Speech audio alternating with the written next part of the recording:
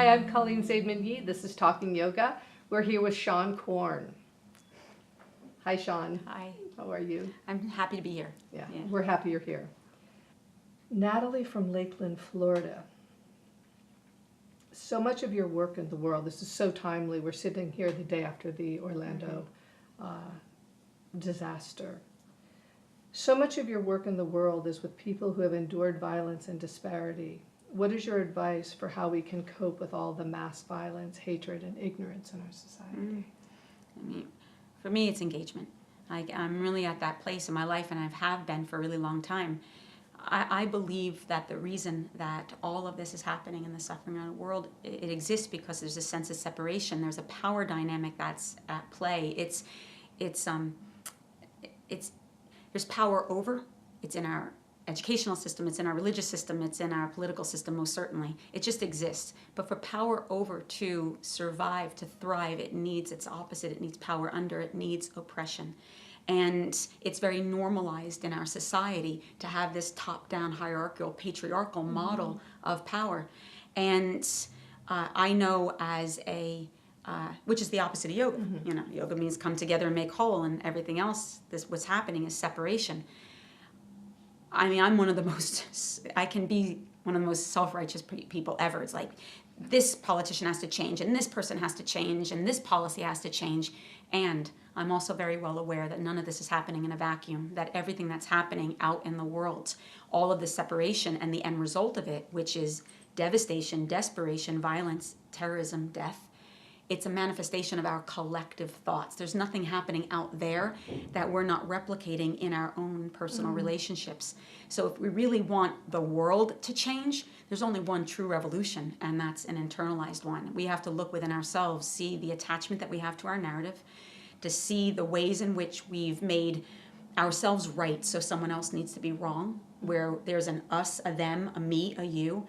If I can begin to heal that divide, and it's a long process. I don't want to suggest for a second it's like, let it go. But to see a bigger spiritual picture about why things happen as they do, what's our own responsibility. We can't change life. Life is. Our hearts get broken. Really awful stuff happens every single day, as we know. And how have we contributed to it? How are we complicit within it? And if we can hold ourselves accountable to change, then perhaps maybe the world will change, because these power dynamics exist within the systems. Systems are just made up of people. Change the people, you change the system. Change the system, you change the world. So we need more people who, instead of like sitting back and saying, this has to change, this is messed up, this is awful. It is awful, it's also life. And be proactive. Do your work every single day. Hold yourself accountable. Get out into the world and start to align with other like-minded individuals. Or not like-minded individuals.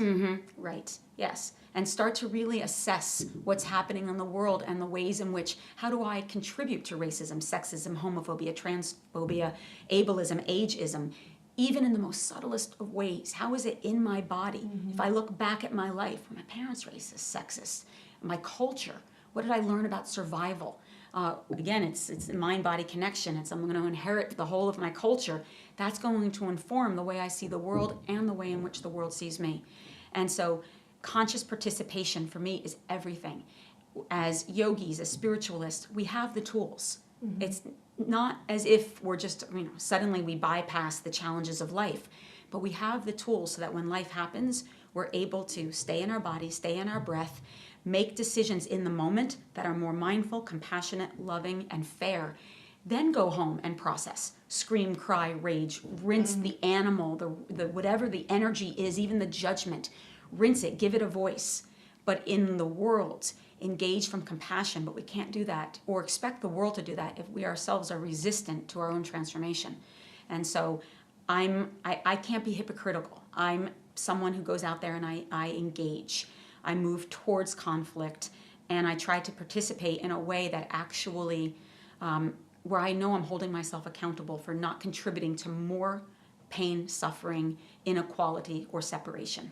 Yeah, it seems a lot of this is a generalization, but a lot of these mass murders are kids under 30.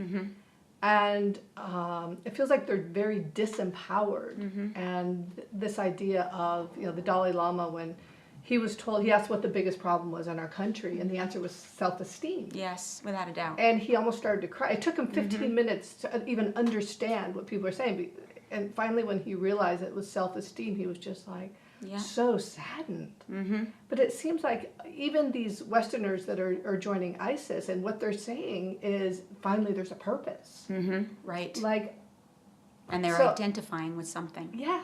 Yeah, I mean, I'm a big believer that intuition is not it's not a gift, it's a skill. Everyone is intuitive because everyone has that grace within. The only thing that blocks us from our knowing, our love, and our light is our trauma, our rage, fear, grief, all the things that are very human and very, very normal.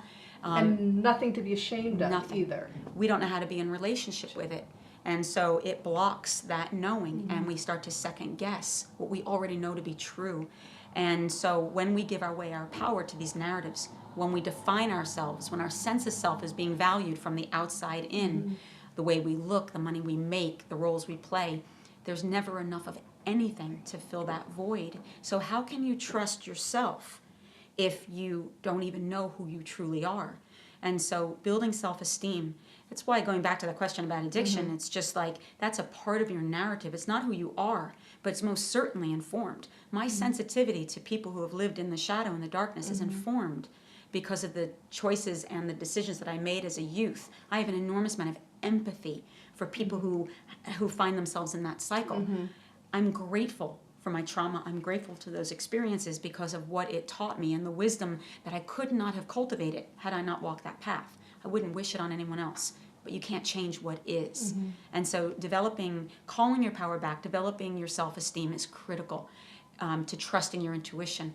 And these people who are going out there and doing this, there is a level of trauma that must exist within their psyche. There is a split. There is something where they're not getting nourished and nurtured from within to feel the need to have to slaughter, to have to go in and enact that kind of violence so publicly, because they don't know it's also going to give them that much attention, which again serves the identity.